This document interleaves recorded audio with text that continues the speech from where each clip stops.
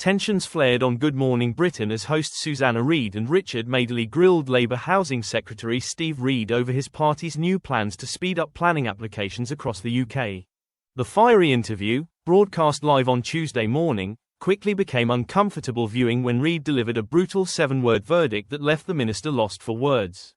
Appearing via video link, Reid defended Labour's approach to tackling Britain's long-running housing crisis. He argued that the government's upcoming legislation would cut through unnecessary delays and help young people get on the housing ladder. "We've got a generation of young people in their 20s and 30s still living at home with their parents," Reid said.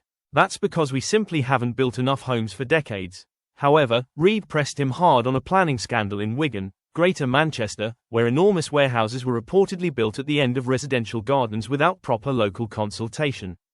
Furious residents are now seeking a judicial review to have the developments torn down. When asked whether his proposed law changes could prevent similar incidents in future, Reid insisted that the reforms would only fast-track applications that would have gone through anyway. He claimed the measures would prevent local councils from blocking developments that were later approved on appeal, cutting years of unnecessary delay. But Reid wasn't convinced. As the minister repeated his talking points, the GMB presenter delivered her icy final line. "I'm not sure how much consolation that is." The 7 words hung in the air, and for a brief, awkward moment, Reid was completely silent.